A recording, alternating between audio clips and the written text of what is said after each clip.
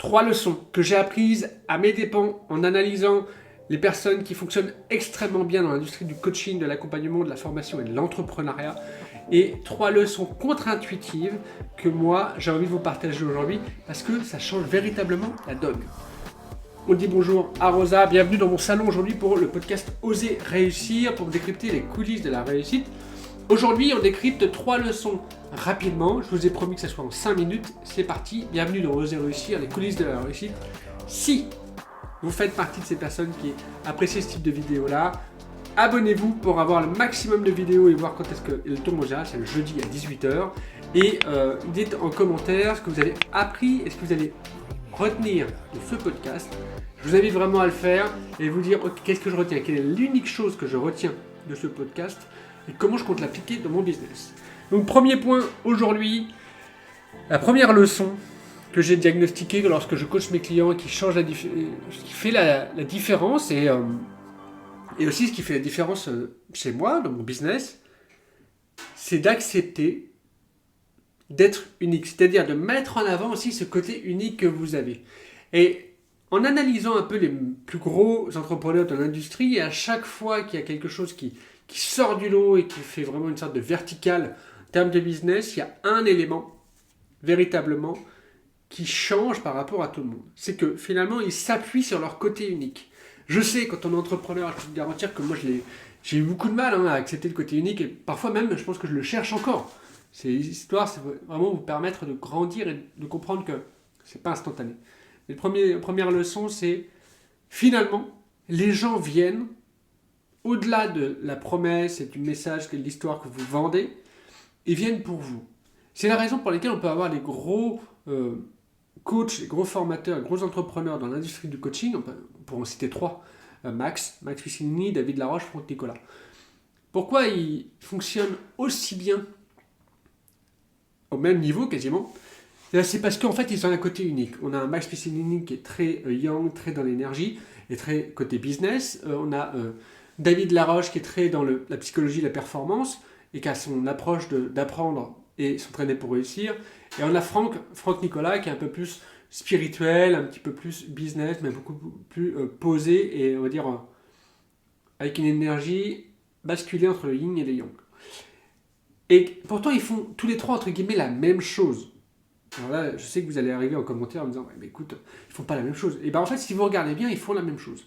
Sauf qu'ils font tellement à leur manière qu'ils font quelque chose de différent. Et l'idée, c'est de vous partager que vous avez tous votre place dans l'industrie du coaching, de la formation, de l'accompagnement. Et si vous êtes entrepreneur, c'est pareil. Vous avez tous votre place dans votre industrie. Et aujourd'hui, moi, je coach des entrepreneurs de tout horizon. Beaucoup de monde dans l'accompagnement, mais de tout horizon. Ça m'arrive d'être dans l'immobilier, dans la santé, dans la tech parfois. Et en fait, à chaque fois, ce qui différencie dans la réussite, c'est ils arrivent à injecter dans leur business, pas ce grain de folie, mais ce grain unique qui fait que on se connecte à eux et on se dit on veut travailler avec eux. Et je vous donne ces exemples-là pour vous faire prendre conscience qu'à un moment donné, on fait tous un peu la même chose, mais ce qui va différencier dans le business et dans l'entrepreneuriat, finalement, c'est votre côté unique, c'est votre histoire, c'est votre énergie. Donc ça, c'est vraiment le premier point, la première leçon. C'est différenciez-vous, vous allez réussir à partir du moment où vous allez vraiment marketer en gros votre différence. La deuxième leçon, c'est en fait, l'entrepreneuriat, c'est simple. L'entrepreneuriat, c'est utiliser les fondamentaux de l'entrepreneuriat que vous allez mettre à votre sauce, à votre image, à ce que vous kiffez faire. Les fondamentaux de l'entrepreneuriat, c'est assez simple. C'est l'acquisition client, c'est un service à vendre, c'est une livraison et c'est également une mise en lumière. Là, c'est les 3 fondamentaux. Je sais que je ne suis pas forcément très précis là-dessus et je m'en excuse, mais ce que je veux vous partager, c'est que les fondamentaux du business, ils sont valables à 0 € de chiffre d'affaires, à 10 000 € de chiffre d'affaires, à 100 000 € de chiffre d'affaires, à 1 million, 10 millions, et vraiment, n'importe quel degré, c'est toujours la même problématique. Par exemple, Amazon a les mêmes problématiques que moi il y a 2 ans quand je me suis vraiment lancé. On va dire, j'étais à 1 000 € de chiffre d'affaires. Franchement, j'ai les mêmes problématiques aujourd'hui alors que je suis à 10 000. Quand je vois des amis qui sont à 500 000 euros à l'année, franchement, c'est la même problématique que moi, qui suis à 10 000 par mois. Pareil pour Amazon. La problématique, c'est tout le temps la même. C'est quoi? C'est un service à vendre, voire plus, mais c'est la même dynamique, c'est juste qu'après, ils ont étoffé leur offre, un marketing, un service client, et la problématique majeure de tout entrepreneur, c'est l'acquisition, c'est-à-dire acquérir de nouveaux clients. Et que vous soyez à 0, à 10 000, à 100 000, à 1 million par mois, à 1 milliard, c'est tout le temps la même problématique. C'est ce qu'on appelle prendre des parts de marché.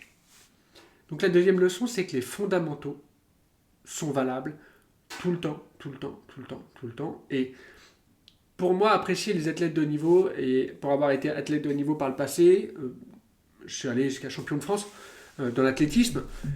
En fait, j'ai remarqué un truc, c'est que le parallèle qu'on peut faire entre les sportifs de haut niveau, je présente mon chat, Rosa, que vous allez souvent entendre en podcast, ou en coaching, le parallèle qu'on peut faire entre les entrepreneurs et les athlètes de haut niveau, c'est qu'en fait, ils reviennent toujours à la base, c'est-à-dire à leurs fondamentaux. Les fondamentaux en course à pied sont toujours les mêmes, que ce soit athlète de haut niveau ou sportif du dimanche. Et qu'on soit entrepreneur en train de se lancer ou dirigeant d'entreprise, il y a toujours les mêmes problématiques, c'est toujours les mêmes fondamentaux, sauf qu'après ils sont amplifiés et vous allez juste utiliser des coefficients multiplicateurs. Lorsque vous avez une entreprise qui tourne déjà et que vous voulez acquérir plus de leads, vous allez faire de la pub, par exemple sur Internet ou sur les réseaux sociaux. Et lorsque vous vous lancez, vous allez chercher à acquérir vos premiers clients.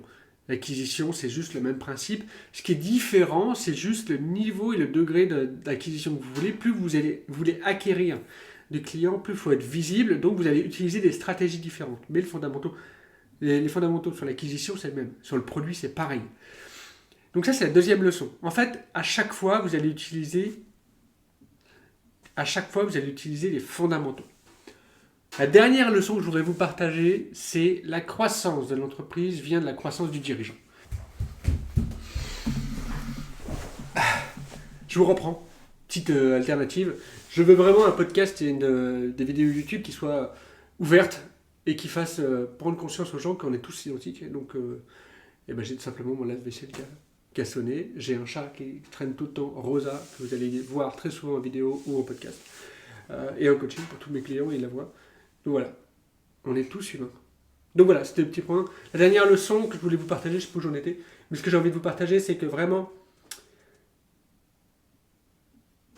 la dimension d'identité, en fait, toute votre vie, vous allez devoir changer d'identité, mais parce que ce qu'on appelle un shift identitaire. Et en fait, l'idée, c'est de créer un alignement entre la personne que vous croyez être lorsque vous allez recevoir, je sais pas, 10 000 euros de chiffre d'affaires, et la personne que vous allez devoir être pour encaisser 100 000 euros. Quelle est la différence? Premièrement, il y a un premier truc, c'est de voir que votre vie ne change pas radicalement. Moi, j'ai fait l'expérience et je l'ai mené aussi. Je suis investisseur immobilier aussi. À un moment donné, quand je touchais beaucoup plus d'argent que d'habitude, je me disais en fait, il n'y a rien qu'à changer. C'est-à-dire qu'aujourd'hui, j'ai plus d'argent, ok, mais j'ai plus d'argent sur mon compte, plus de capacité d'emprunt. Pour mon entreprise, c'est pareil. Bon, fondamentalement, je prends toujours ma douche le matin. Je mange toujours le petit-déj,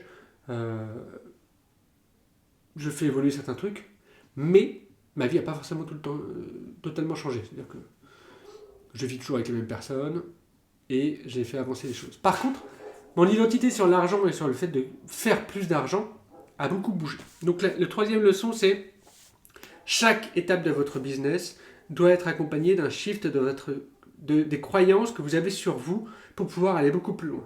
Donc voilà, ça c'était les 3 leçons du jour. Je suis un peu rapide, mais ce que je veux vous partager, c'est que ces 3 leçons-là sont des fondamentaux dans votre business. Soyez unique pour développer votre business, c'est-à-dire accepter qui vous êtes. Utilisez les fondamentaux du business. Et troisième leçon, c'est vraiment avoir ce shift identitaire et de ne pas vous mettre en question en disant « il faut encore changer ». De toute façon, vous allez changer toute votre vie. Les amis, si ce podcast vous a plu, mettez un petit pouce et abonnez-vous à cette chaîne YouTube. Et je vous retrouve la semaine prochaine. Si tu fais partie des personnes qui ont vraiment kiffé ce podcast et qui sont arrivées jusqu'au bout, je vais t'inviter à faire une chose. Dis-nous en commentaire qu'est-ce que tu retiens de ce podcast et n'hésite pas à faire deux choses, mettre 5 étoiles sur la plateforme de ton choix. Si tu es sur YouTube, n'hésite pas à mettre un pouce en l'air. Et dernière chose, tu as pu profiter de cette interview, peut-être que tu as un ami à toi ou un proche qui aurait besoin de l'écouter aussi. Donc moi, ce que je t'invite à faire, c'est de lui partager, que ce soit en mode podcast ou sur YouTube. Je pense que c'est la meilleure chose que tu puisses faire. En tout cas, une petite action peut changer de grande vie. Ciao.